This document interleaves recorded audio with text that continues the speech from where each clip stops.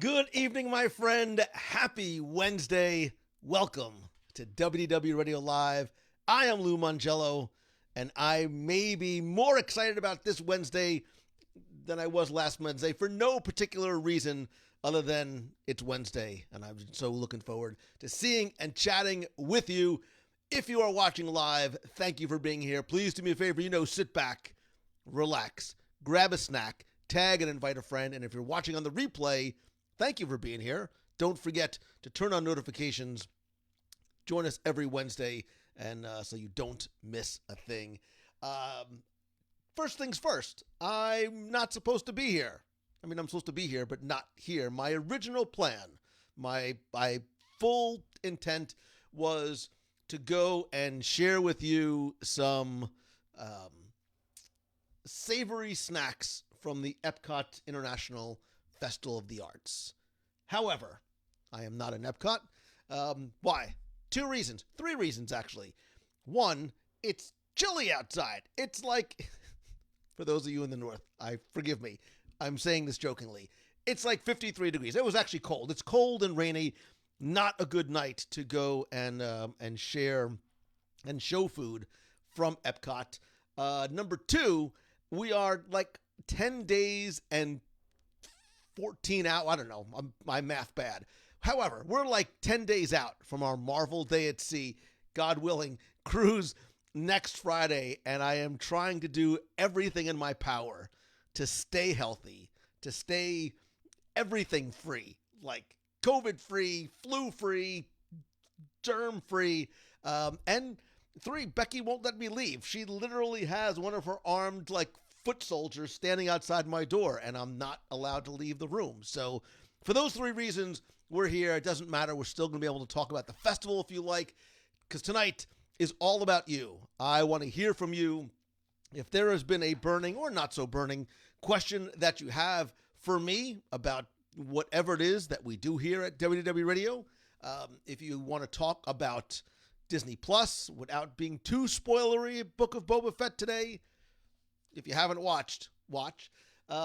We can talk about anything going on in the Disney world. I'm going to try and take some calls. I think I've got the tech. We had a couple of tech glitches earlier. I think I got those all worked out. So tonight really is all about you and really anything that you want to chat about at all. Father George says, it's 8 degrees in Pennsylvania. It's still above 0. Who cares what the groundhog said? I know a lot of you, one of my coaching clients sent me a screenshot today of the weather where he is, and it was all single digits, some of which had a minus sign in front of it. So I feel for you. I will never complain about the weather here. Mike Osmond, I do have Twinkies left, not up here, and I thought I would eat one, just for the sentiment and the nostalgia and the novelty. I'm finding I'm really enjoying Twinkies. There's something comforting about a little afternoon Twinkie snack. And I'm hoping that whatever sort of preservatives are in there are actually acting as some sort of shield against any. I'm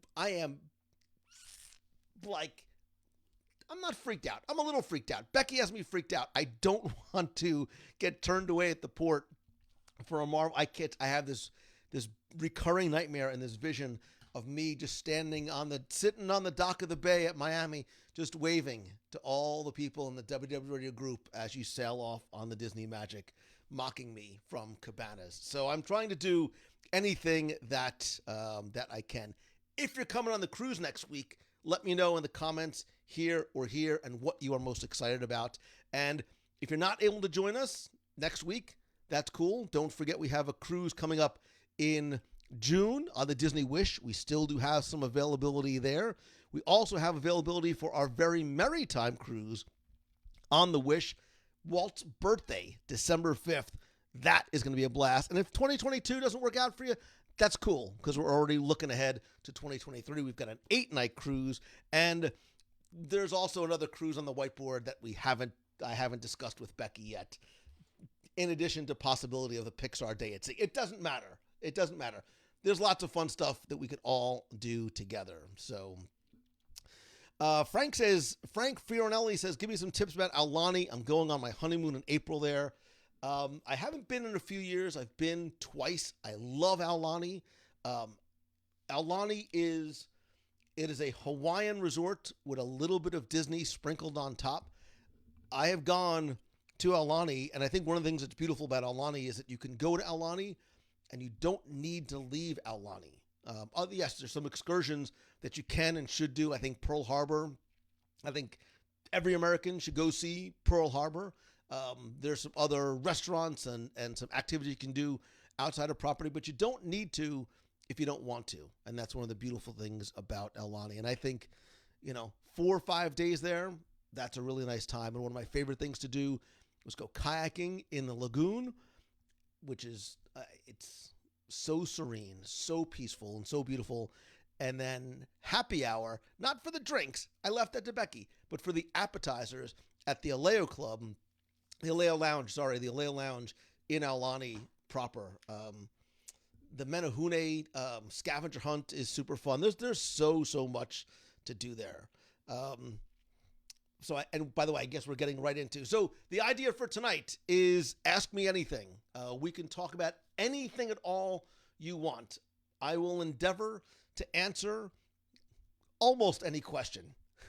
Keep it G-rated, please. And if it's not G-rated, just send it to me via Messenger, and I probably won't read it out loud. But keep it G-rated, and we'll talk really about anything that you want. So, all right, let me just quickly, I'm going to scroll through, and I'm just going to pick these at random, and then maybe we'll take a couple of calls, too. We'll take a couple of calls via Skype as well. Joshua Smith, how you doing, brother? What is your favorite part of Walt Disney World's 50th anniversary celebration?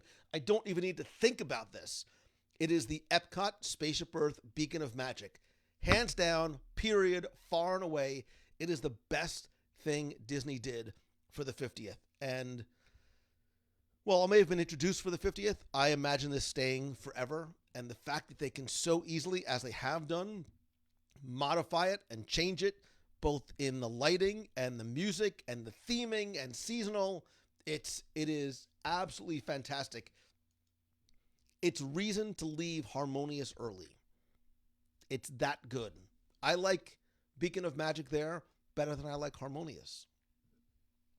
So I'll just leave that out there. Let's see. Christine has the turned away fear at port 2. I know. Just stay home, stay safe. Like, I've got 137 at-home rapid tests. So I tested negative yesterday, so it's all good. And I'm trying to really keep it that way. So Darlene Nagy, formerly of West Seneca, New York, now from Central Florida, soon to be from Miami because she's coming on the cruise. Packing piles have started, says Debbie Anderson. Jeff C. got his white elephant gift for the cruise today. Be afraid.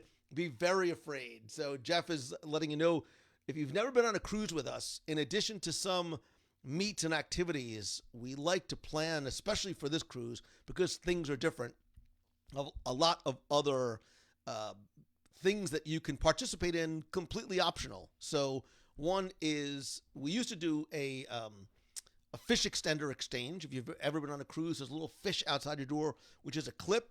We would give everybody this little hanger, and we would exchange like Secret Santa type gifts. Can't do fish extenders this year. Disney sort of put the kibosh on fish extenders.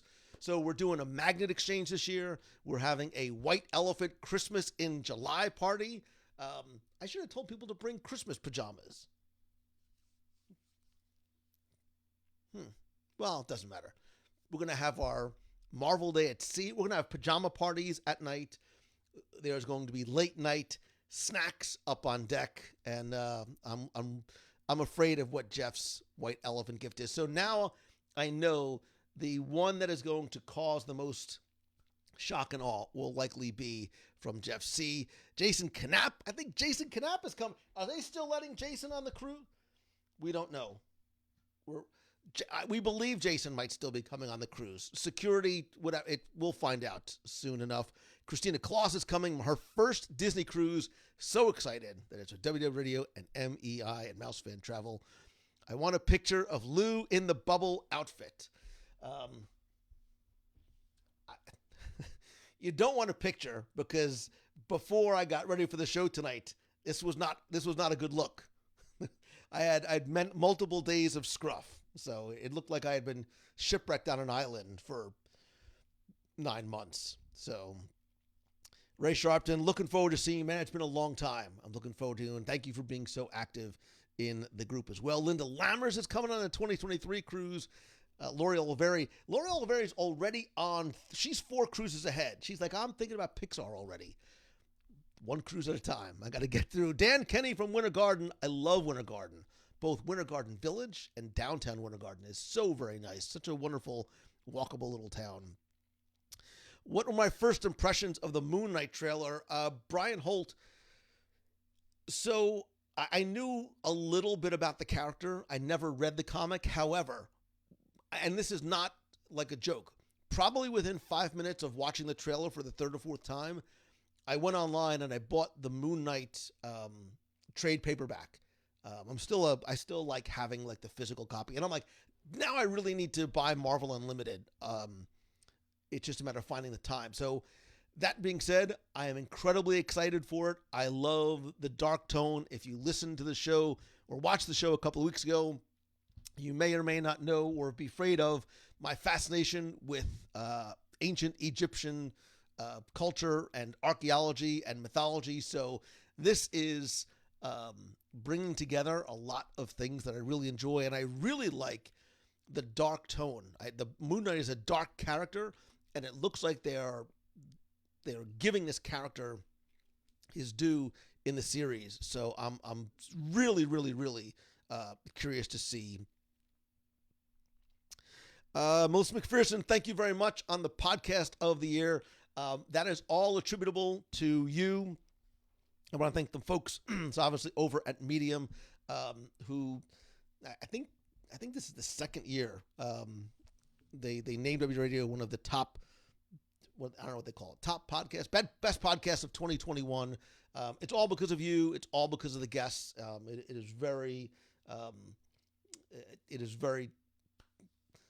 clearly I don't take accolades well, but I'm very, very grateful and appreciate it. What are the best footsie pajamas to wear on a cruise in public? Jason, I like ones that have a little bit of a sole on it.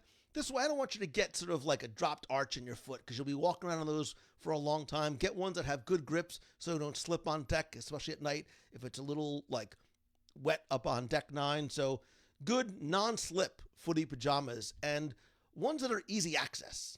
You know what I mean? Like if you got to do what you got to do, you want to have easy access and pockets. Pockets are key. That's more information than anybody would have cared to hear.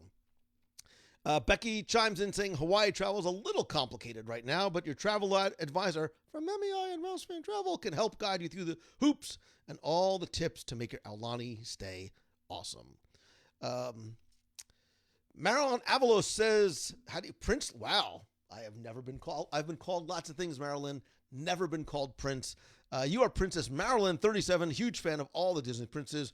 A royal pleasure to meet you as well. Who is your favorite Disney princess, Marilyn, and why? Or, wait, if you could have dinner with one Disney princess in her home place, palace, wherever, who would it be? Who would it be? Do I think Indiana Jones Land will happen at Disney's Hollywood Studios? I don't know that you'll get a full-blown land for a variety of reasons. What I do think will happen is rumors of the Indiana Jones Epic Stunt Spectacular going away. I don't buy into at all. It's not just because the movie is coming out.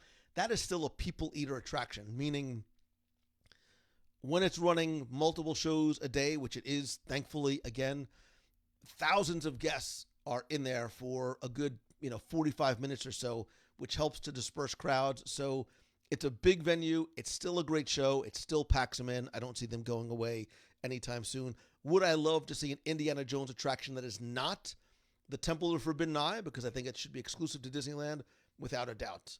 I love the film franchise, except for the one with Shia LaBeouf. It's like Godfather 3. We pretend it doesn't exist. But otherwise, I'm a huge fan of Raiders of the Lost Ark. What are my thoughts on the Galactic Star Cruiser are, Heidi? I will let you know after I go. And honestly, Heidi, I think anybody that is, I want to say this delicately and diplomatically, I think unless you have stayed as a test guest, and even that, it's still under the test and adjust phase, nobody has seen it yet. Nobody has seen it. So to make conclusive statements about what the experience is like when literally no guest has gone through the full experience of what it is going to be when it opens its pod bay doors in March is not fair, and it's not true. I, thanks to my friends over at MEI Mouse Fun Travel, will be going on the Galactic Star Cruiser because I want to bring the experience to you. So Becky and I, donning our Jedi, in her case Sith robes, will be getting on board to share the experience with you, and then we'll make a judgment. The only thing that I will say, in all fairness, which was very, very surprising to me, was that video that was released where the character who was reading from the, let's be honest, the character was reading from the teleprompter using the holographic device that really was just an upside down iPhone. I was a little surprised that actually made it into the public. It was quickly pulled back, but you know, once it's on the internet, man, it's never going away. That may have been a misstep. I don't, and I hope that that is not a reflection of what the experience is going to be like. I don't believe it is. It obviously carries with it a significant premium and price tag. And I think not only do I expect as a fan, because Disney has earned my trust, for them to over-deliver, but they have to over-deliver because expectations are so high. The price is high, but there's also a huge portion of not just Disney fans, but Star Wars fans that have been waiting and dreaming for this their whole lives. And that's not hyperbole. It's true. The idea to be able to live a 2-day immersive, personalized, interactive Star Wars experience is what every 9-year-old kid in 1977, because that was me, dreamt about. I hope, I pray, I believe that it's going to deliver. I'll let you know after I go. So, and yes, Becky's going to wear Sith robes. So, how come you're alone how come you're in the dark? This is where I do my thing. What am I looking forward to on the cruise? In no particular order other than my favorite first. Cabanas, the people, like just cruising with people again. Like Heather, I can't tell you how much I've missed that, how much I'm looking forward to that. The ports don't matter. I literally don't care if the ship just spins around in circles. I hope and I pray that the Marvel Day at Sea experience is what it was when I did it 3 years ago, whatever. God, I don't remember, 2018, 2019. Because that finale deck show is far and away the best stage show I've seen anywhere. And if it's the same or even improved upon what it was, it's going to knock people's socks off. And did I mention Cabanas? Cabanas, without a question. Will we be doing another Asian Adventures by Disney? Yes. In 2023 or 2024, TBD. Becky and I are somehow, just when I thought I was out, she pulled me back in. She's got me talking about 2024 plans already. We do have a number of things that we are getting on the books. We're sort of writing it in pencil now and trying to lock in some dates. There's a lot that we have planned ahead, both domestically and internationally. But we will be going back to the Asian parks and Japan specifically. But once you're there, like Shanghai and Hong Kong, they're right there. We will be going back to Asia at some point soon. Becky, put that on the calendar for 2024.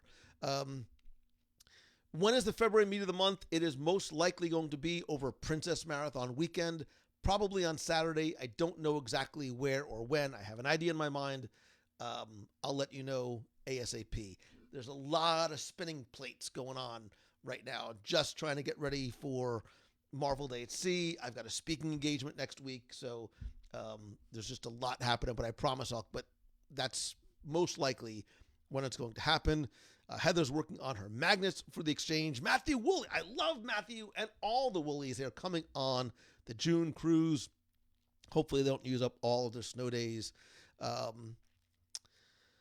Let's see. I like the so Linda. Yeah, we'll probably do the magnet exchange again if people like it on our Bermuda cruise. Jim Rohowski always holding down the clubhouse. You are like not only a good friend, but you are such an important part, like all of you are, but you do so much to always not only contribute, but help a lot. So thank you. Christine loves her white elephant gift. Can't wait to see who gets it. I love white elephant exchanges. I think they are so fun. And we did one a few years ago. We did it on Castaway, which was a lot of fun. We went to Cookies too before it was open. We had the whole seating area to ourselves and really had a good time. I think you can sell, like, whether this cruise was in February or June, like, I think a white elephant exchange is just a lot of fun. I need recommendations for tropical weather footsie pajamas. Jason, you know that you can't wear, I mean, I guess theoretically you can. You're not supposed to wear pajamas at all times during the cruise. Like, I know during COVID, that's probably what your normal everyday getup was, but at least dress for dinner. Like pants, maybe a belt, socks, something. Marcus Vowell, also from Winter Garden, also ready to cruise. Very much looking forward to seeing you. Jeff C is going to download a lot of the Moon Knight comics for the cruise from Marvel Unlimited. I'm also excited for the Marvel and the MCU trivia that they have on. God, Marvel Day at Sea is so much fun. Like, let your nerd flag fly. And yeah, it is going to be a good time. So, Brian Dennis, aliens. It's always aliens. You know that. If aliens landed in Walt Disney World, where would they land? So, would they land someplace with it that's very populated, or I think they need a place to sort of land their ship. So it would probably be like a big parking lot somewhere, like a Magic Kingdom parking lot. There's not a lot of huge empty spaces available, so it really depends. So Darlene Nagy says, pack layers, always pack layers. Always pack layers. Colin Kendall, what is going on, man? Long time no see. We need to rectify that at some point soon. Let's see. James DeZern, thank you very much, brother. James DeZern has been with me literally since the very beginning. I say this every time because it means that much to me. James DeZern bought my very first Walt Disney World trivia book off the website. I've never forgotten it. I have never will forget it. And the friendship you and your wife and your family have extended me over the years means the world to me. We've cruised a lot. We have done a lot together. And you want to talk trivia? James DeZern is your man. He smokes me 1,000 times over with what he knows. He might be an alien. Maybe that's how he knows so much. See, it's aliens. It's always aliens. Let's see. Is WM Radio going to be at Star Wars celebrations in May? May the Force be with you. Nano. Of course we're going to be there.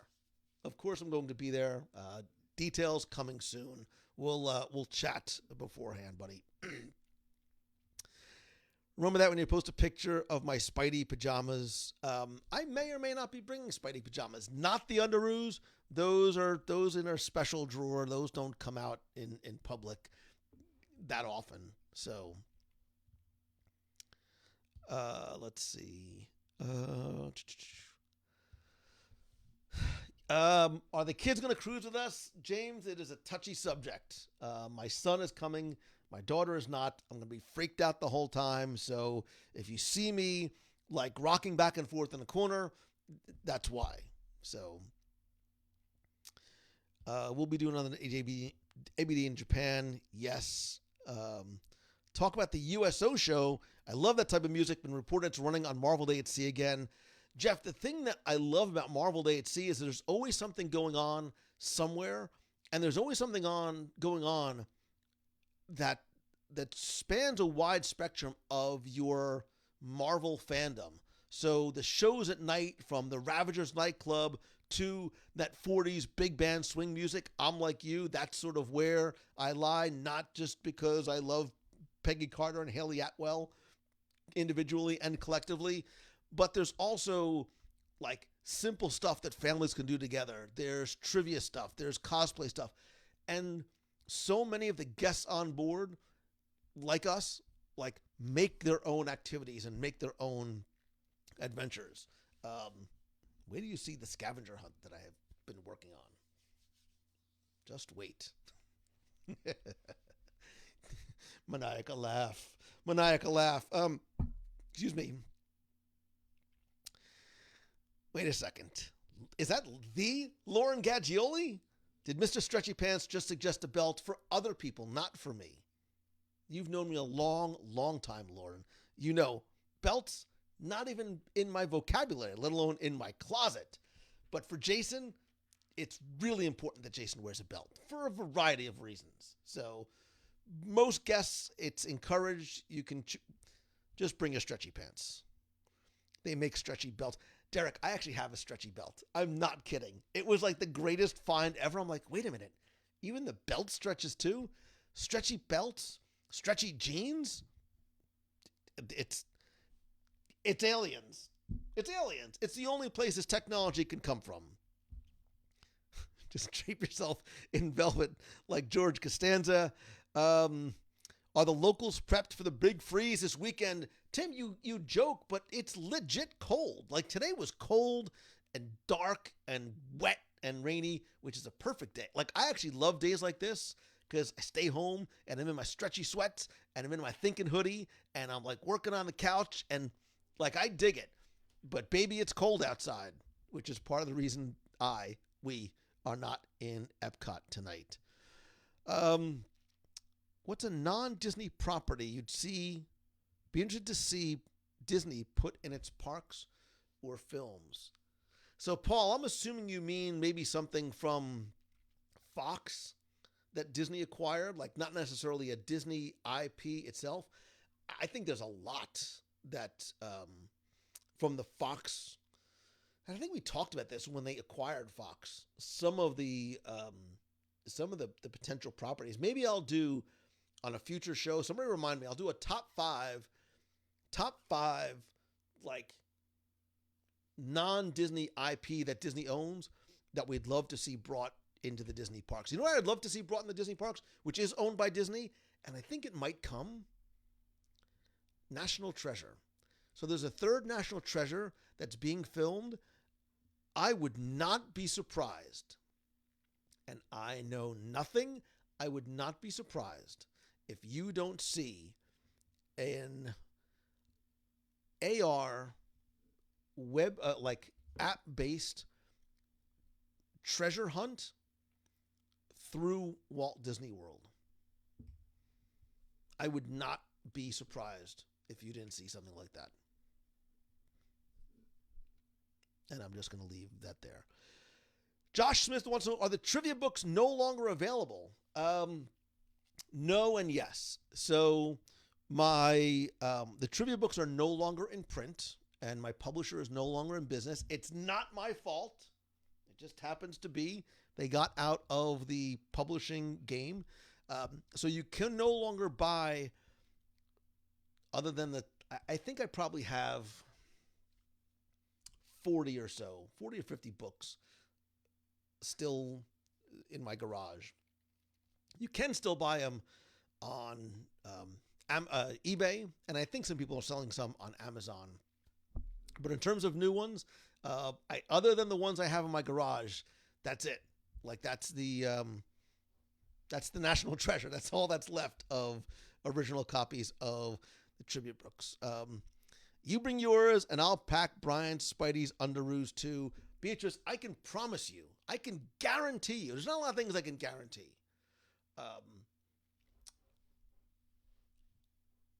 Me not wearing you not wanting to see me in underoos is something I can guarantee. Nobody ever wants to see that.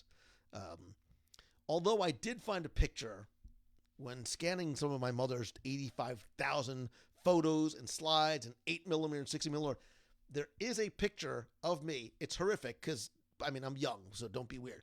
But it's, I actually have a picture of me in underoos. Why they took a picture of me in my underwear, I don't, again, it was the 70s. It was a weird time, whatever. So, Marla Chan, oh, how I love you so and owe you many messages. The meat of the month in February is going to be over Princess Weekend. A lot of people will be in town. Got the cruise coming up next week, so that's going to be the time. Is there a meet and greet with my chicken fingers? I'm going to take the word "my" out of there, but we actually are going to do a late night chicken tender meet on the cruise. I think you should wear pajamas for it if you're coming on the cruise. That's how I envision it. That's how I plan on going. But like pajamas and chicken tenders, that's a good night right there. That is a good, we make our own fun. We make our own fun. Ashley Bittenbetter just started Daredevil. I want to see what the hype was in the newest Spider. Ashley, I think Daredevil, far and away, is and remains the best of the Netflix-based Marvel TV series. It's true to the character. Charlie Cox is phenomenal. Vincent D'Onofrio is amazing. And it runs well through all of its seasons, which most of the other shows on Netflix don't do well. I think Luke Cage was a great series for the first 8 episodes. The last 6 or 8 did not need to happen. Those first 8 I really liked. The next ones, Iron Fist, skip it. Jessica Jones, you got to buy into it almost like it's a very slow burn, like almost for the entire first season. And did I mention not to watch Iron Fist? Okay. Punisher 2, very, very, very dark, but he's really good. And I'd love to see him come back, and I think he will, in the Marvel Cinematic Universe. So, Heather says, I love Agent Carter. My red has, I love Agent Carter. I recently watched, if you haven't seen any of them yet, or if you didn't realize, all of the Marvel one-shots are now on Disney Plus, including the Agent Carter one-shot, which is really, really good. It's about 14, 15 minutes. It's I think one of the better of the one-shots. So if you've never seen the Agent Coulson one, the Thor ones, they're really, really good, and they're short watches. Do we all have iguana? Oh, iguana water. You mean like iguanas falling out of the trees because they sort of hibernate when it turns cold? I haven't seen any warnings, but I know it happens, and it very well might happen here. So, I have so many clothes to pack. Darlene, pack up all the clothes you think you're going to need, and then take half of them out.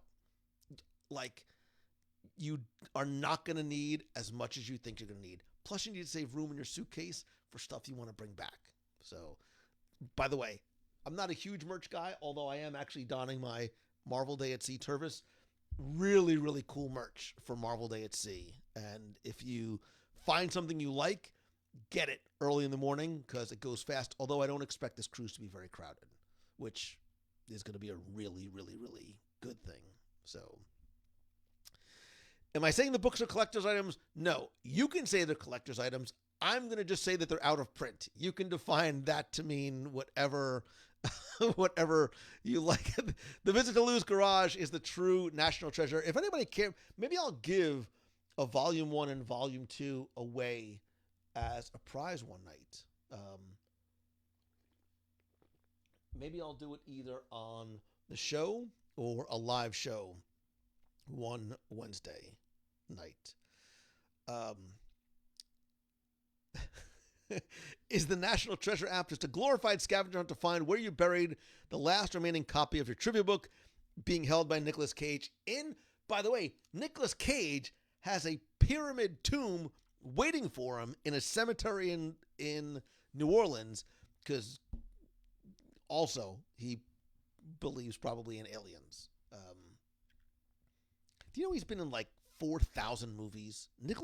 I'm not saying he's a prolific actor. I'm just saying he's been in a lot of movies. Not all winners, but he's been in a lot of movies. He's prolific. But yeah, he has a pyramid, which is really cool. He has a pyramid tomb, like a crypt. If you look for it on the Googles, you'll find it. Fred Abley from GetMeCoding.com. If you want to learn how to code, if your kids want to learn how to code, go to GetMeCoding.com. Mr. Fred will teach you for free. For free.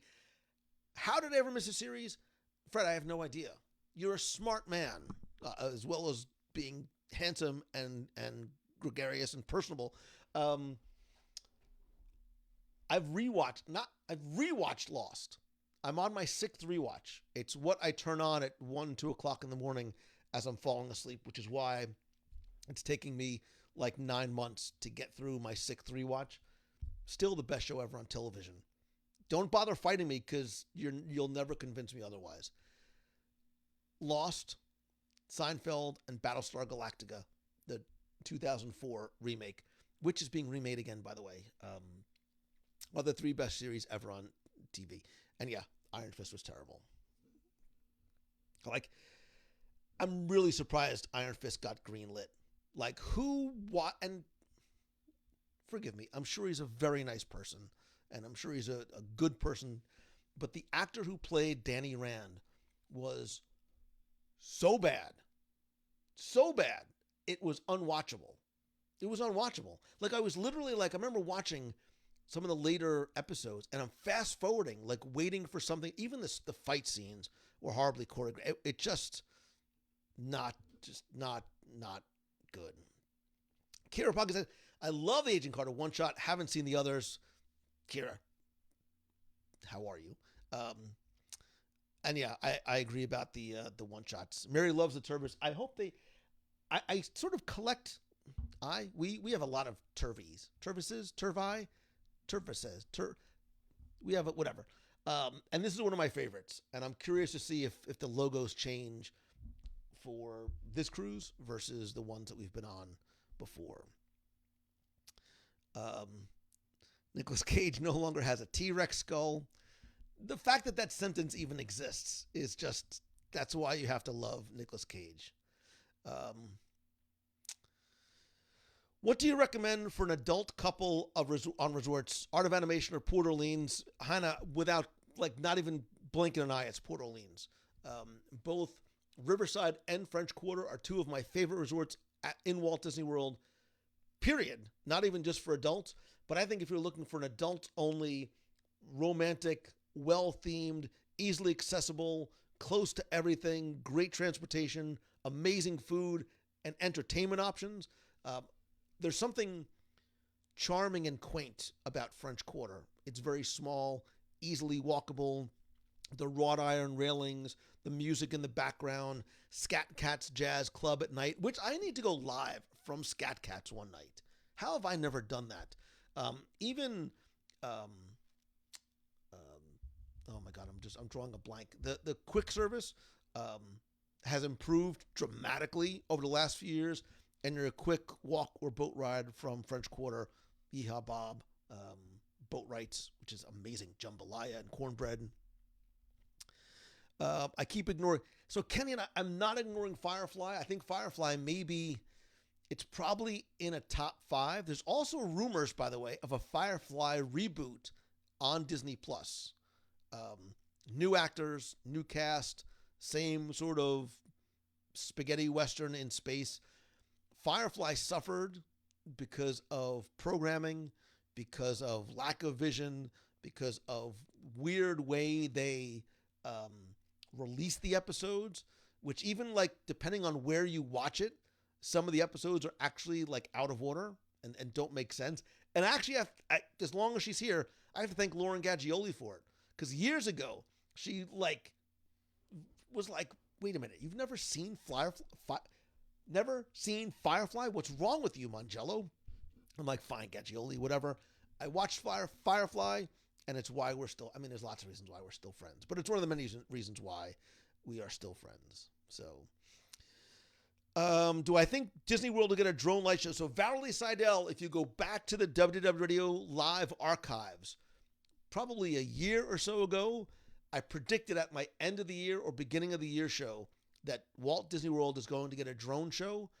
I believe that now more than ever. And now with Disneyland Paris getting a drone show, you better believe Walt Disney World is going to get one. And I honestly think that it's been in the works for a while. If you remember, probably 5 years ago, there was a drone show in Disney Springs around Christmas time, which was magnificent. It was beautiful. I remember where I was standing when I watched it, and for some reason, James Hansen showed up out of like nowhere, whatever. But it was incredibly well done. Very much a test. I'm surprised it hasn't happened sooner, but I think without question, you're going to see a drone show, if not more than one, in Walt Disney World within 18 months. I think you'll see it within 18 months. I did a prediction show, I think maybe 6 months ago, and I think I mentioned it again. I think I had like my top 5. It was a top 5 live. If somebody can find that, it'll be super helpful. Top 5 predictions of what I think is coming to the Walt Disney World parks. Drone show, very, very, very high on that list. A lot of love, by the way, coming in for French Quarter over Riverside. Gina Flacco for the beignets alone. So I think either one is fine. Again, I like French Quarter better as well. We've seen Jason and Billy perform at the Scat Club a couple of times. I haven't been there in years. Post-cruise, maybe the next few weeks. Maybe we'll do, wait a second, maybe we'll plan it in advance, and if you're on vacation or if you're local, we'll do a Wednesday night live meetup at Scat Cats Club. We'll get there early, we'll get our seats, we'll have a little nosh, we'll set up a little tripod, and we'll enjoy a little evening with a jazz duo. I think every now and then it's a trio, but a jazz duo at Scat Cats Club. Speaking of which, Becky, we need to go back to New Orleans.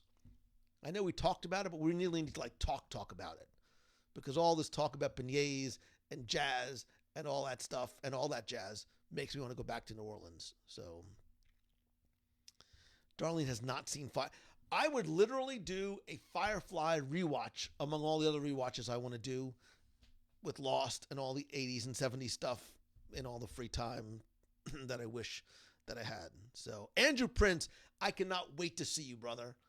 Andrew Prince, I love you and your mom and your entire family. I will still to this day, one of my most fondest memories of a vacation or a Disney cruise was when we did the New York to Puerto Rico cruise. Then we spent a few days post-cruise. It was a one-way. We spent a few days in Puerto Rico. And me, you, and your mom just sort of hung out in the water at the hotel, just like chatting for what seemed like hours. And it was just such... I have a very difficult time relaxing. If you know me, you know that that's true. But it was such a relaxing time, and I just really enjoyed our conversation together. And I don't know why that continues to stick in my mind, but I dig you, brother. I look forward to seeing you. Have you armchair and Imagineered and Encanto's presence in the park yet? Actually, I haven't, but it's something I would love to see. And I think there is huge potential for more than just, I want to see Encanto be more, and when I say just a meet and greet, understand what I mean by that. I want it to be more than a character interaction. I want to see that the Casa Madrigal come to life. I think you could do some amazing things from a technology perspective, from an interactive perspective, from a music perspective, from a culinary perspective. I love Colombian cuisine. There's a story in there somewhere. Suffice it to say, if you don't know the story, I am very familiar with Colombian cuisine, but you can see from the movies, everything is so bright and vibrant, from the music to the language to the cuisine to everything else. I would have no problem at all with, it doesn't have to even be a full pavilion, but put something up in World Showcase for Colombia and yes, I mean, I think World Showcase, you have to sort of honor and respect and bring in the culture of the country. But if you want to also theme it to something with Encanto, like, we might not talk about. First of all, what's the deal with Bruno? Ashley, who over at the studio is named Bruno that they don't talk about? There's clearly a problem with someone named Bruno, but I dig it a lot. And I think the more you watch Encanto, the more you fall in love with it. So I think Encanto and Luca, like, two really, really strong films from Disney in the last few years. So I love Luca. I have an affinity for Luca. So Darlene Nagy loves, everybody loves. Yeah, so Beatrice is in for Scat Cats. I think we'll have to make that happen. Just somebody remind me, because I'll forget. Do I like Scat Cats more than I like Jelly Rolls? So they're very different experiences, right? Jelly Rolls is a very high energy, sometimes very crowded. It can be very loud. It is a high energy, sing along bar. Scat Cats is way dialed down. It's way more chill. It's much, much smaller. And it's a little bit more of a quieter, laid back atmosphere. I will go live from there when we go, and hopefully the next few weeks, and you'll see for yourself exactly what it's like. If there ever be an ABD to New Orleans, that would be amazing. Casey Cross, that is an interesting idea. Although we can really do New Orleans without even needing an ABD. Having been to New Orleans a couple of times, I know a lot of people who are locals in New Orleans. Like a lot of people who are locals in New Orleans, including some of the agents from Mouse Fan Travel. I have friends who have New Orleans-based podcasts, who own businesses in New Orleans, who could help us out. We could do some very cool. Becky, you writing this down? We could do some very cool stuff in NOLA. And good gosh, the food is so good. I'm remembering the couple of days we spent before the New Orleans cruise, where I spent some time with a couple of friends, and we went to a bunch of restaurants, and we sort of did our own. We were going out to see some of the cemeteries on our own, and my buddy, I don't think he's here, but Mark Bologna from Beyond Bourbon Street. If you're interested in New Orleans, check out Beyond Bourbon Street. Go reach out to Mark. Tell him I sent you. He does a fantastic podcast. He's like, wait a minute, you're there? He literally left work. He's like, peace out. I'm going to, and he gave us a tour of the cemetery, which was worth the price of admission. I mean, the price of admission was $0, but it was worth whatever the price would have been. He's really, really good at what he does, and he loves that city. So, and I know there's other folks in here from New Orleans as well. Excuse me. Do you and Becky ever talk Italy, group trip, and future plans, non-cruise? So Laura Roberts, that wound is still very, very fresh. It's tender. We're supposed to be on an Italy Adventures by Disney group trip, which was postponed from last year in about a month and a half, and it very recently was canceled once again. I'm sad.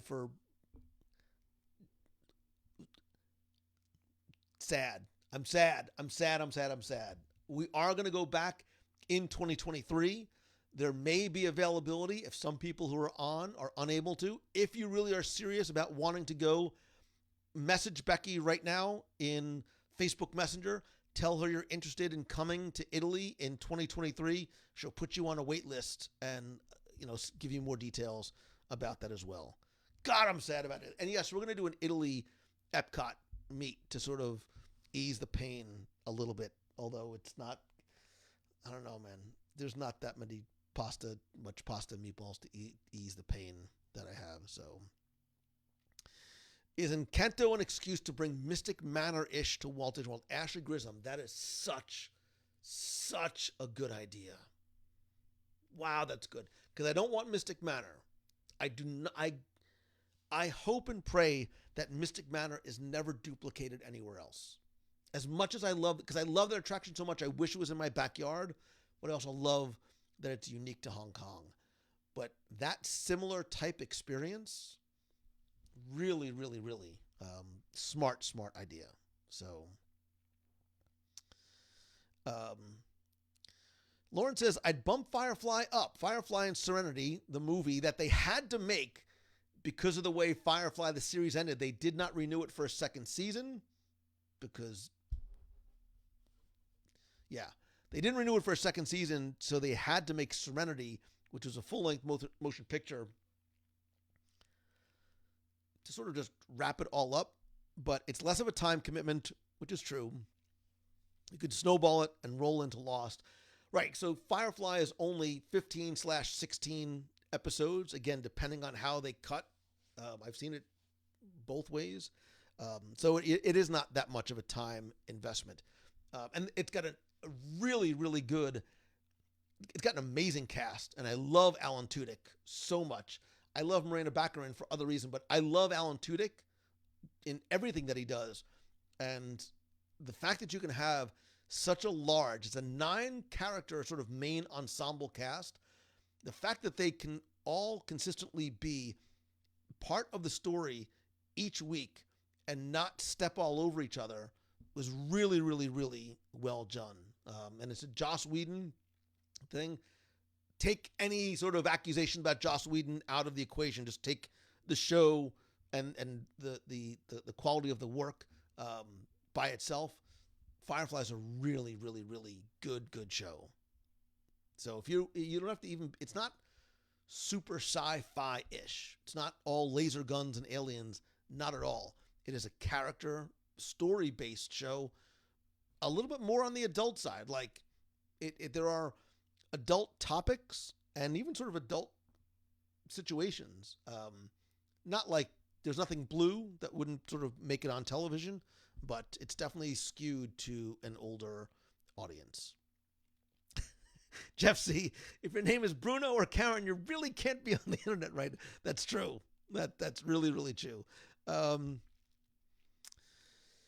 So Ashley said, I must be an oddball for not being thrilled with Encanto. Encanto, so the first time I saw it wasn't fair because I saw it at Destination D23 in a large sort of conference room type setting, which I think did not do the movie justice. Watching it a second time and then bits and pieces, because my family watches it, I like it's on in my house in the background. I hear it. Like it's been on a number of times. And I'll pop down and I'll sort of watch for a few minutes, and it does. Like it the more you watch it, I think the more you enjoy it and the more you pick up. Heather, I would love to do the Lost podcast. If I could find a way to manage my time better and give me a lot more of it, I would do a Lost podcast. I would do a Lost podcast. I would do a retro 70s and 80s podcast. And if Lauren would do it, I would do a Firefly rewatch podcast. So, Tina Podrasky has friends on the other side. Looking forward to seeing you on the cruise as well. Jambalaya, boat rights for the win. Absolutely. Okay, wait, I'm way behind. I'm way behind. Becky wants to do a haunted history and ghost tour. Becky, New Orleans is perfect for you because it's dark and twisty and creepy and you can drink on the streets. So it really kind of ticks all the boxes for you. And I've never done a haunted tour there. There's actually there's a number of different haunted. We should get Becky to stay in one of the haunted hotels by herself in New Orleans. Let's really put it to the test. Let's put the dark and twisty to the test. We're going to find the most haunted hotel in New Orleans and make Becky stay there by herself and just see how that goes. Although I would want a room next door so I could do all kinds of creepy stuff to her, to make her freaked out. Let's see. Such a good show. I'm not sure if I think you're talking about Firefly. So Brian, I have seen Alan Tudyk in Resident Alien and Sci-Fi. I know the new season just started. I have not had a chance to watch it. I did watch last season when it aired. It was up and down. It was not, riveting edge of your seat, but I like him so much that I bought into the series. If only Lou can find his lost podcast. I know. I would love, love, love to do it. The haunted tours are wonderful. I was okay with Encanto my first viewing. I've grown to love it with repeated viewings. I think that happens a lot. Steve the Pirate, Kevin Lively. Wait a minute, Kevin Lively, what's going on, brother? I love Steve the Pirate. If you've never seen Dodgeball, which is a comedy classic, by the way, with Rip Torn, rest in peace, Rip Torn. Alan Tudyk is in there as well. I mean, don't watch it with your kids, but Dodgeball is a good.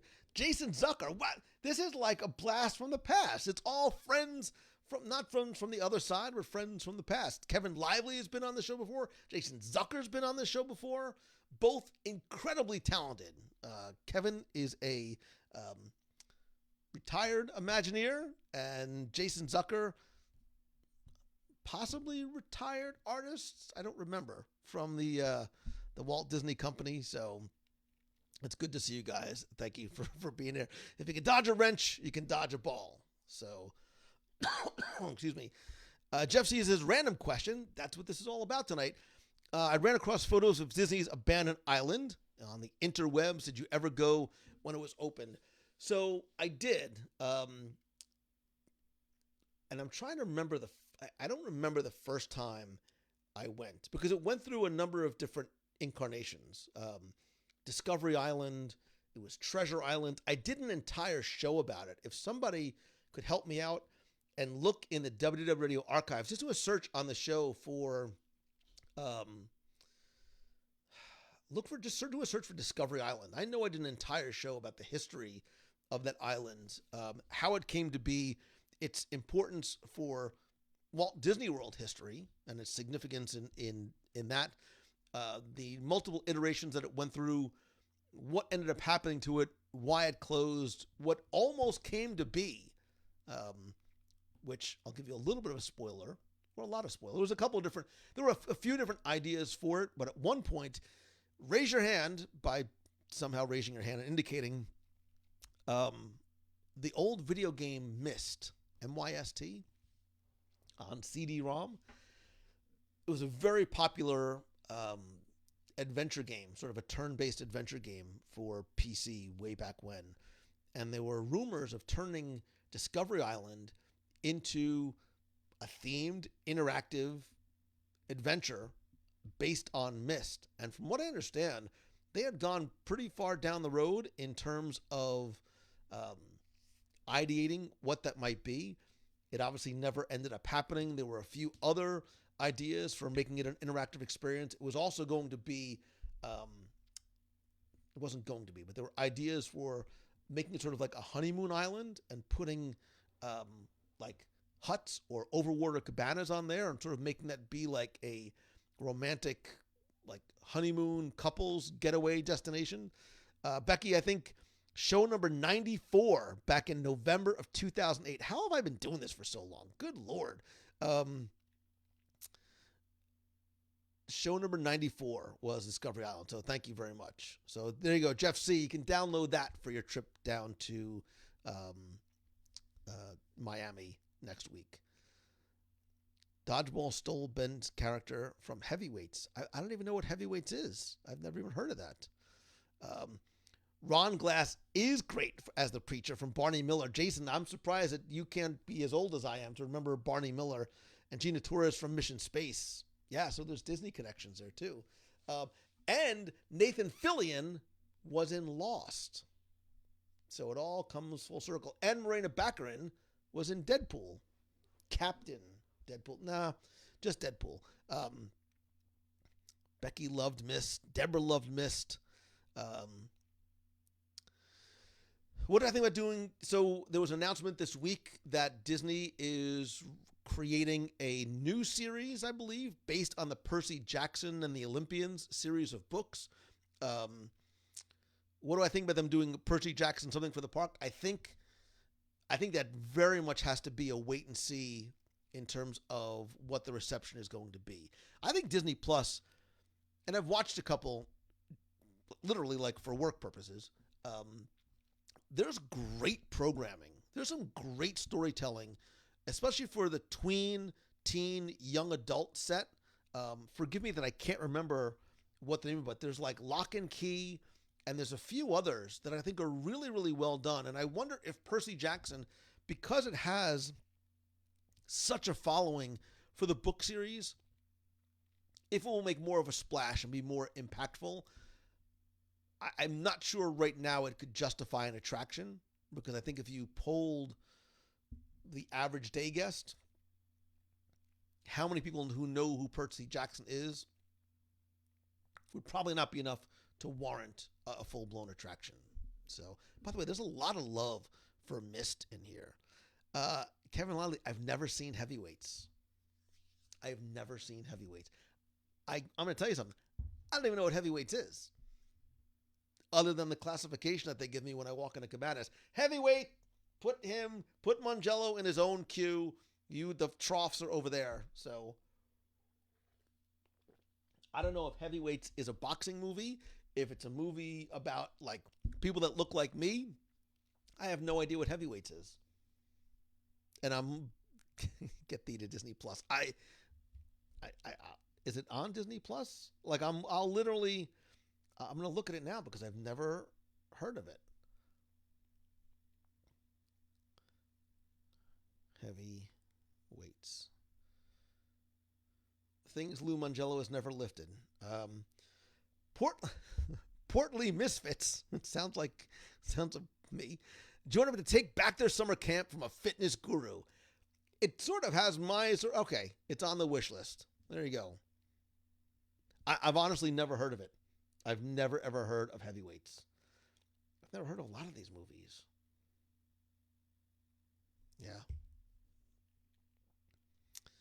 The Secrets of Sulphur Springs. It's on my wish list because it looked really intriguing. I know it's meant, but Jess Rao says it's great. Only if there's Texas margaritas beforehand. The original Percy movies were terrible. The books were amazing. I remember, Karen, watching one or two of them with my kids, seeing if I could get them interested in it, because they sort of missed the Harry Potter phase. They never were intrigued by it. And they did not love it. So it's a Judd Apatow kids movie from the 90s about kids at fat camp. Kevin, I would just call that camp. Again, put Mangello in the fat. Although when I was a kid, I was like almost unhealthily skinny, which is unbelievable at this point. And it all just kicked in at once when I was in law school. I was like, oh my God, the girl who became a blueberry in Willy Wonka. I was like her, and I was like, not Dr. Dolittle. Oh my God, Eddie Murphy. Don't say it. I don't know why I can't remember the name. Buddy Love. When that was me. I became Buddy Love when I was in law school. Sorry, it took me a long time to get there, and it didn't have the payoff that you were expecting. Heavyweights in Camp Nowhere with Christopher Lloyd are the summer camp films of my youth. You know what? Maybe it didn't. I never went to summer camp. I never went to summer camp as a kid. I traveled with my parents when I was a kid, but never went to. I know Kendall Foreman. How do I have no reference for Heavyweights? I know. I'll watch it. I just put it in my queue. I promise I will watch it. Now I feel bad. Nutty Professor. Yeah, it was Nutty Professor. I was trying to just think of Buddy Love's name. No, so it wasn't Veruca Salt. It was the gum chewing girl. Oh my God. Violet. You're turning Violet. Violet Beauregard. That's it. She's the one that just, wow, a lot of love for Camp Nowhere. Lots and lots of love for Camp Nowhere. I will add it to my list of things to watch. So, what do you think what's a hidden gem other than Camp Nowhere on Disney Plus? What are something that you think is a hidden gem on Disney Plus? Black Hole. I don't even know what I have on my Disney Plus queue. Right now, I want to go through the one-shots. The World According to Jeff Goldblum. I want to see the new series. I'm not going to spoil anything, but if you've been waiting for Book of Boba Fett to start paying dividends, when we're done here tonight, go watch episode 5. Whew. Go watch episode 5 and then go to the spoiler support group over on the Facebooks. And where do I have? I don't. If I was better prepared, I would have a slide for it, but I don't. Go to www.radio.com/spoilers, and I'll take you over to the spoiler support group. Lots of fun stuff to talk about there. So, Jungle to Jungle and the Big Green. I've never seen Jungle to Jungle or the Big Green. It was actually recommended when I looked for the Fat Camp movie, but the Ugly Dachshund. So the spoiler support group is in www.radio.com. My R key is broken. Come on. Radio.com/spoilers. Of all the keys that are broken on my computer, the R key is not helpful. And my Apple store is closed because of silly COVID. Bluey is our most watched. I don't even know what Bluey is. Again, it's a new generation of young kid stuff. So, Welcome to Earth. Laura Roberts is in my queue. I have yet to see that. Mark Williams, I'm with you on the original Pete's Dragon. Doc Terminus, Helen Reddy. I almost started singing. Like, I loved the original Pete's Dragon. It's a kid's show. I have to watch Bluey. It's a cartoon, but so relatable for adults. Everybody's like, you have to. Yeah, but I want to make sure Bluey isn't like, there's a number of you, including some of you on here, you know who you are, who are like, oh, Mangello, you need to go watch, what's that movie? Becky, what's that movie you told me to go watch by myself? I'm not watching it because I know what it's about and it's going to make me cry. And I don't need to see a movie about my daughter going to college to sort of get myself acclimated to the idea of my daughter going to college.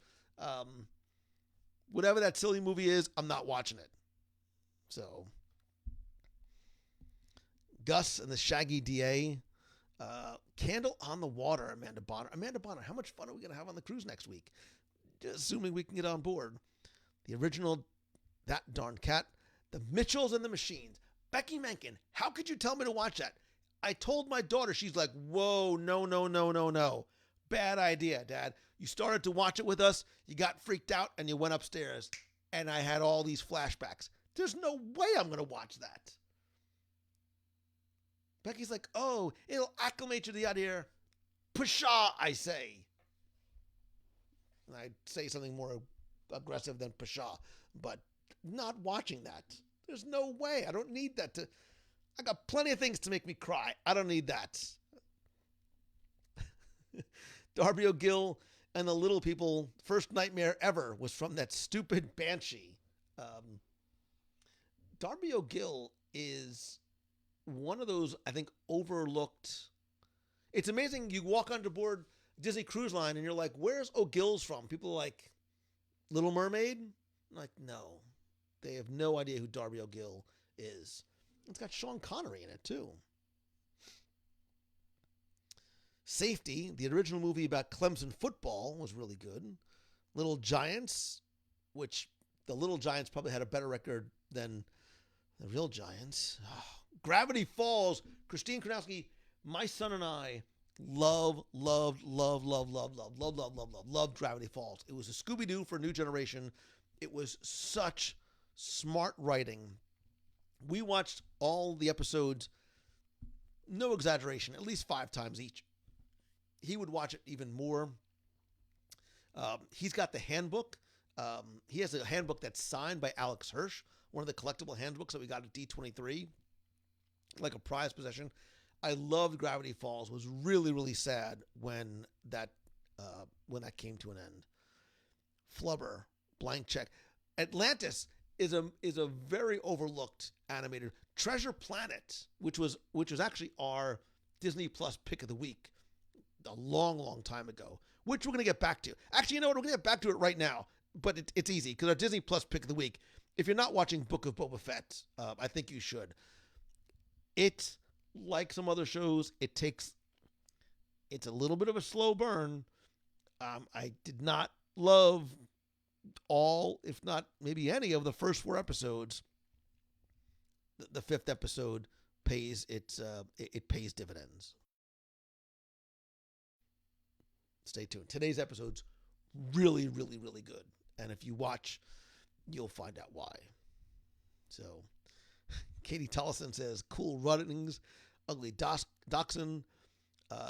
Caleb Joshua Hill loves Kim Possible. Again, my kids too young. Fraggle Rock, Blank Check, Treasure Planet, Phineas and Ferb. Treasure Planet is beautifully animated. It's really. What is the Treasure Planet connection to Epcot Center? What is the Treasure Planet connection to Epcot Center? My son and I loved it. We really liked Treasure Planet. When my kids were younger, we watched that a lot. Samantha Caravello, I love Meet the Robinsons. I think Meet the Robinsons remains a very, very underrated film. Clone Wars, Bad Batch. Becky was ready to give up on Bubba. I'm just reading it as you write it. I was ready to give up on Bubba. The feet, not the... Wait, what? Becky, I'm going to put that up there again. I'll let that one just speak for itself, and people can take from it whatever they want.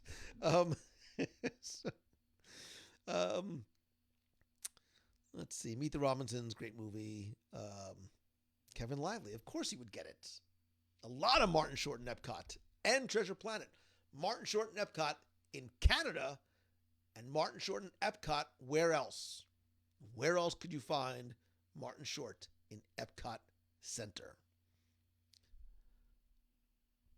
Becky, you need a keyboard. You need typing lesson. Mavis Bacon teaches typing was like the big thing when I was a kid to teach her to type.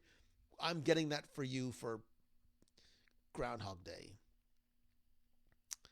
The Making of Me. There you go. Good for you, Kendall Foreman. And yes, I'm looking forward to talking to you tomorrow. Martin Short playing his own dad during his conception. Not weird at all. Not weird at all. Disney executives in a meeting going, all right, what should we put in Epcot? Let's see. We've got nations and space. No, we don't want imagination. That's good. The seas. How about a movie about making babies? Yeah. Just let's help the parents out. Sort of move the kids along in their education a little bit. We'll just have the question zone afterwards. Yeah. No gift shop after The Making of Me. So the making of me gift shop. The post show. No.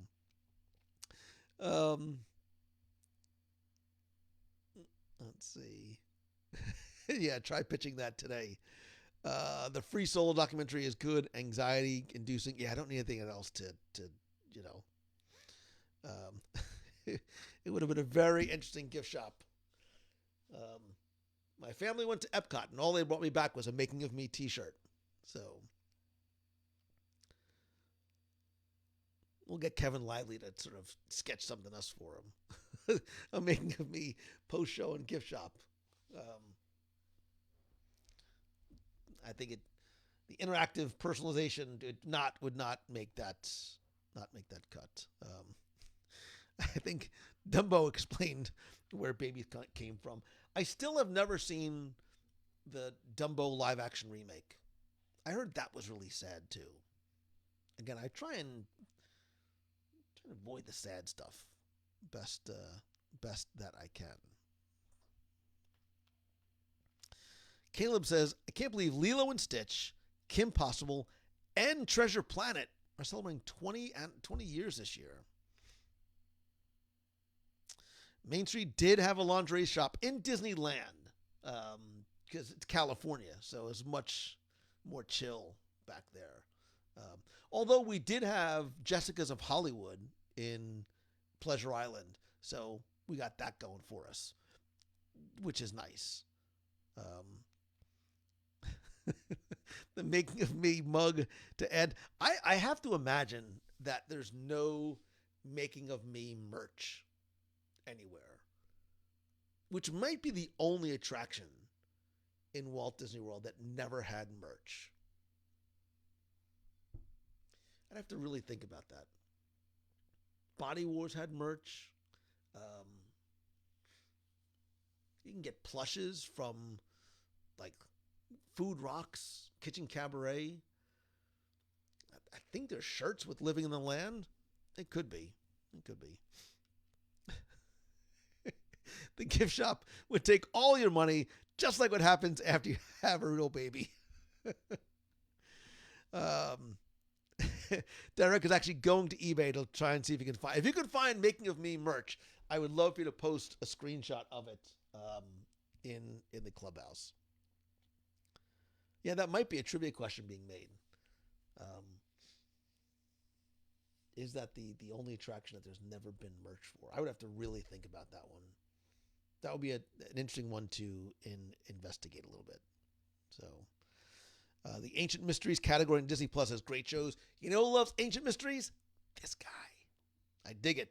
Will not go into my somewhat unhealthy obsession with ancient architecture and aliens and all that stuff. So, I didn't realize that there's actually an Ancient Mysteries category. Wait a minute. Let's see here. Is there really? Or are you just saying that just to... No, not heavyweights. Not ancient heavyweights. I do have Petra Secrets of the Ancient Builders on my list, but I didn't realize that there's actually like a whole thing. But it is on my watch list. Secrets of Christ's Tomb, also on the list. Lost Treasures of Egypt. Oh, yeah, I guess there's a lot more than I thought there was. Lost Treasures of Egypt, probably not a lot of aliens in that one. Katrina Kelly, yeah, it's all aliens. All the alien builders, ancient architects, all that kind of stuff. Was there merchandise for the Mike Fink keelboats? Probably not at the time. There probably wasn't at the time. Because the Mike Fink keelboats really was just that very small loading area by Haunted Mansion where the fast passes eventually were, and now it's just part of the extended queue. So there probably isn't. There probably was original. There probably was not original Mike Fink. Although maybe in Frontierland or Liberty Square on a cart, they might have had something Mike Fink-ish related, because a lot of those, the attractions and stuff were, the Davy Crockett stuff was, but maybe not.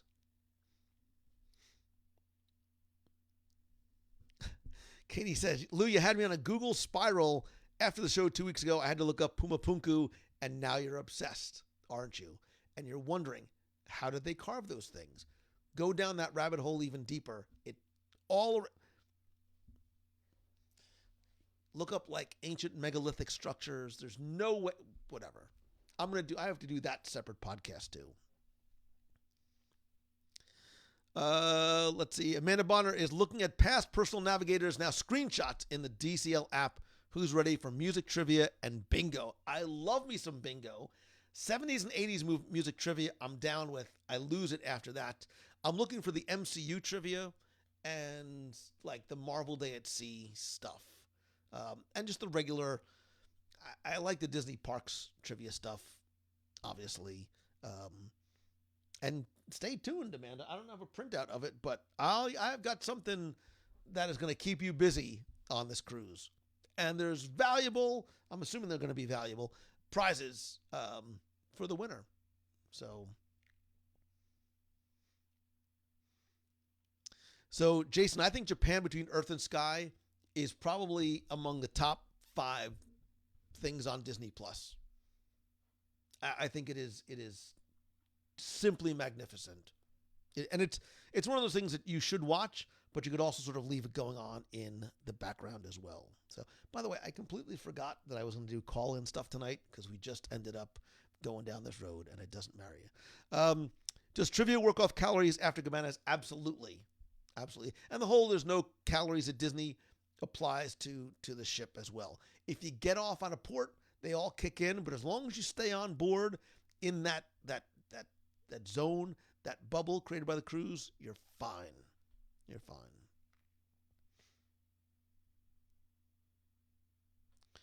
Joshua Smith, Tokyo Disney Resort has some of the best merchandise for any of the Disney parks anywhere in the world. Really creative, unique stuff, which is also due in part. So in Japan, it's a tradition. If you go away on vacation somewhere, that you bring back gifts for family and friends and coworkers. And there's so much merchandise that is created and packaged as easily giftable stuff, which I love. Like, I love about it. So, Becky, we need to go back to Japan, by the way. So, first prize for a WWE Trivia Contest is place in line ahead of Lou at Cabanas. I'm curious to see what the Cabanas experience is going to be like from the last time when Becky and I went last summer when they first, relaunched the ships post-COVID. Curious to see how the experience changes then to now. So,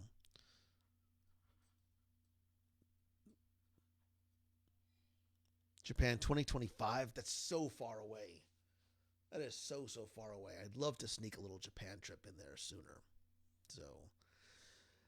So Joseph Ballesteros says, Joseph, how you doing, brother? Just got back from the Wonder. Our cruise after 2-year hiatus. Even with all the changes, still magical. You still need stretchy pants because the food is amazing. Joseph, I cannot wait. I am like pre-gaming this week and carb loading for the cruise. I just want to get on board. Like, Becky has me freaked out about not getting on board. I'm afraid to like touch anything and go anywhere. All I want to do is get on board. So, Becky, I have seen the list. We'll find a way to sneak it in there somewhere. We'll find a way to sneak it in there at some point somewhere. So, but all right, we'll do a couple more questions and then we will call it a night. So, anything you want to ask me, anything you want to talk about, any topic you want to discuss, just have at it. Do like a lightning round. I will answer and we will discuss as quickly as we can. I think it would be amazing just to walk on the ship. Mary, that's all I care about at this point. Anything after that is gravy. I don't care about Grand Cayman. Forgive me if you have an excursion booked. I just want to get on board the ship. So Amanda's isolating until she gets down to Miami. Other than like a dinner on Friday and speaking the Friday after, maybe one trip to Disney. I'm really sort of like hanging home a lot. So, Ellen Matshaw, it's actually 24 miles an hour. Somebody just asked me that question this week, and it's 24 miles an hour. I'm not kidding. Like, that's literally what the answer is. Favorite food item at Festival of the Arts? So, Marla, I was planning on going there tonight. I did not get to do a lot, but I will give you a very quick rundown of a couple of things that I like and want to try.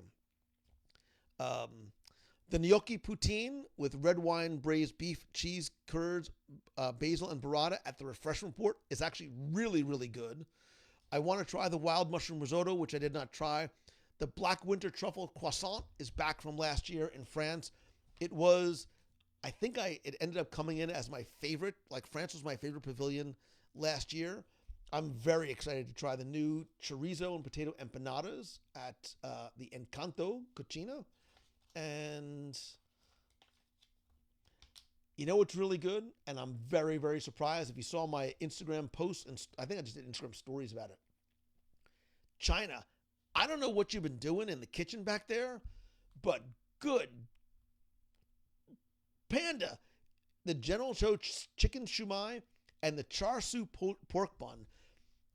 The only way I could describe it is imagine the best spare ribs from the best like little hole-in-the-wall Chinese restaurant in New Jersey. Take that and put that on the best possible little bao bun, and that's what you get in China. And it was like $4, $3.50.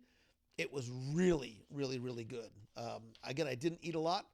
that was the best thing that I ate when I was there. So I will go back. I'm going to try and go live next week. Becky, don't yell at me. I'm going to try and go live next week to do like a quick festival tour if I can. Let's see how freaked out I am between now and then. So Angelina, my favorite, I love cabanas. I love cabanas for breakfast. I love for dinner. It's really a toss-up, and it really depends on the ship between Enchanted Garden and Animator's Palette. I think Royal Palace is probably... I really, really like Tiana's place on the Wonder. That might be my overall favorite restaurant on any of the ships. The Wonder, because of Tiana's place and because of the Promenade Lounge being rethemed to a New Orleans bar and streetcar, is really some of my favorite... is my favorite space on any ship. It's been far too long since Deborah's been on a ship. Deborah, you got to go back. It's incredibly safe, and I love cruising so much. Let me just see. Darlene also hanging home. Do I think the lights on Spaceship Earth are going to stay past the 50th? Absolutely. I would bet. I would bet Becky. I would bet Becky's concierge level stays that there's no way that they take that down after. Is cereal a soup? No, absolutely not. The arancini. So Mary says the arancini is good. I have to admit, Mary, Italy has never sort of knocked my socks off. The arancini is fine. I think a little Italy is a bit overpriced for what you get, not just in terms of the ingredients, but the portion sizes. I think the entrees are like $14 and $16. Like, it's very, very, very expensive. And I never balk at the prices of food, but it's so markedly higher. I want to try it just to see if it justifies the price. So we'll see. Paul, I don't think Spaceship Earth's going to get its renovation for years. I think it's going to be some time. I think they need to get the attractions that are under construction opened. I think they need to do, and there's still, at least 18 months worth of construction just in Future World proper. I think there's other projects that are probably going to take precedence before Spaceship Earth because it is sort of the signature attraction for that park. Once Guardians opens, we'll see, but I think it's going to be a while before that actually happens. Germany shortbread were amazing. I've had those in the past. Can I go live from the arts when I taste stuff? That is the plan. That is the plan. Melissa, I'm hopefully going to be able to do it. What's my favorite Disney Parks background music to play on repeat? That's a great question. The answer is depends on the mood. I really like the Future World background music. I like the Disney Springs the current Disney Springs background track is really, really nice. Yeah, it sort of it depends on the mood that I'm in and what I'm doing. When I work, I actually work in complete silence. Like it's like a cocoon in here. So I don't, unless there's like, depending if I'm doing sort of like mindless work and I'll have like a football game or something on the background, I never have stuff going on in the background. So, Joe says, I just ordered a copy of Volume 2 off Amazon. Said I won't have a personal note. Joe, if you send it to me, I will send it back. I will sign it. I'll write a personal note. I'll include something else in there, and I will send it back for you. And thank you. So, let me see. Cereal is a meal no matter what. I agree. There's something to be said for breakfast at night.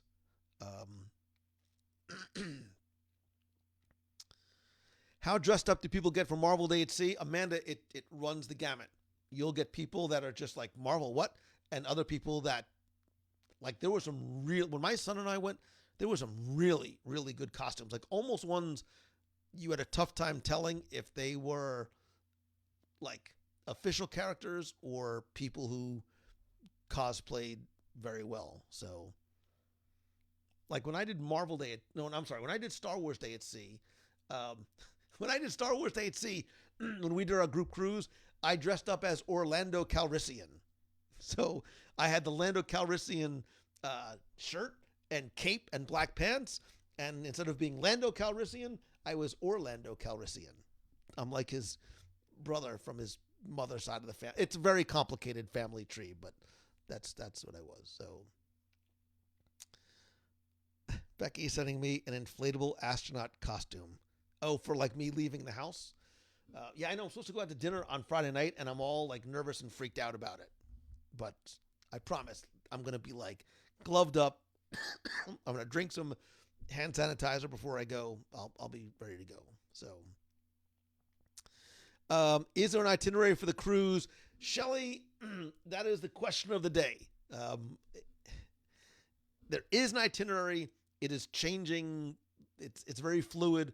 We will have something for you when you check in. Only because there's a lot of obviously moving parts. Certainly things that we don't have control over, even things that Disney doesn't have control over. We're in contact with them every day. I know Becky is talking to Disney literally like multiple times a day. So rather than give you something now that might potentially change, we're going to give it to you when you check in on next Saturday. Jeff, I do love the Star Tunnel music from Spaceship Earth. Wait a second. Wait, I have to stop. Suggestion for cereal fans. Try orange juice and cereal instead of milk? Come on.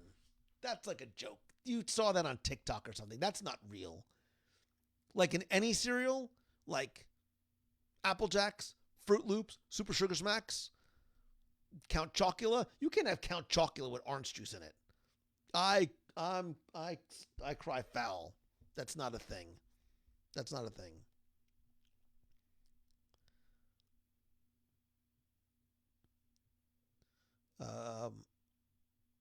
Cosplay was never when we were kids. Yeah, I was the weird kid who wore his Halloween costume all year long. Jeff, I'm so curious to see how you dress for Marvel Day at Sea. So, but yeah, cosplay wasn't a thing when we were kids. I never liked Frosted Flakes and Chex with. Come on, I think you're just messing with us. I think you're completely messing with us. So, just very quickly, wait before I forget. By the way, did you get a chance to listen to this week's podcast with former Imagineer Tom K. Morris, where we talked, at least for the first part, about the origins of Journey to Imagination? I say this purely as a fan. It is a fascinating conversation. Tom has stories, that I guarantee you have never heard before. I shared a little bit on my story today about some of the people that they wanted to bring in or even auditioned for Dreamfinder and Figment. And I didn't put it in the story because I wanted to hear the person that they wanted to have as Figment and why it didn't happen. And then imagine what that could have been. And make sure you stay tuned to next week. There's a lot of other stories beyond Journey into Imagination. He also talks a lot about Imagineering and the idea of wanting to be an Imagineer and what it takes and some really sort of practical things that you can think about and do. So you have Palo Brunch on Marvel Day at Sea. Do I think you'll miss a lot? No. Marvel Day at Sea goes morning until night. There's a ton going on, so I would not sweat it. So, but, so yeah, if you enjoyed this week's episode with Tom Morris, please do me a favor and share it out. Jess is still working on the first interview a few shows ago. So fascinating. But record part time gets me behind in my listening. That's the beauty of podcasting, is that you can listen anytime, and really why I try and make so many of the shows evergreen. I don't have the graphic ready. Kevin Lively, is also a former Imagineer who I interviewed back on show 6 something. Go check it out.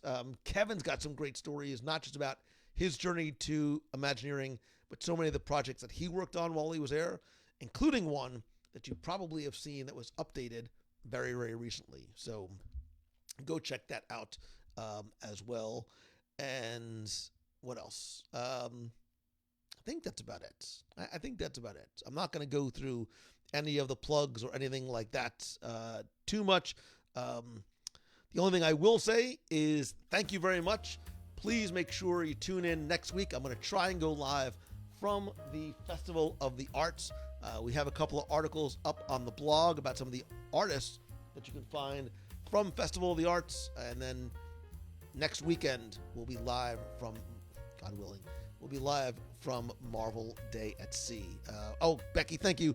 It's show 631 is the interview with Kevin. Kevin, I'm going to get Kevin, he doesn't know it yet, but I'm going to ask Kevin to come back on again because I know he has so many more stories to share. So thank you very much for being here tonight, for being part of the Clubhouse. Excuse me. Yikes. For being part of the family. I swear it's just allergy. I tested negative last night. I haven't gone anywhere. I swear I'm fine. Thank you very much. You can just hear my voice is going. But seriously, thank you very much for being here. Thank you for being part of the Clubhouse family. If you like what you hear, and I hope that you do, please consider being part of the WWW Nation family, helping to support the show for as little as $1 a month and getting cool rewards every single month as well. And you know, I always ask you, an employee, to choose the good. And you can interpret that and apply that however you see fit. But at the very least, find the good. Sorry, God. And everything and everybody that you encounter, especially before they go into coughing fits at the end of the show. That's my cue to get out of here, to thank you and tell you how much I love and appreciate you. I will see you next week, and I will hopefully see a lot of you next week on the Marvel Day at Sea cruise. I love you. So until next time, see ya.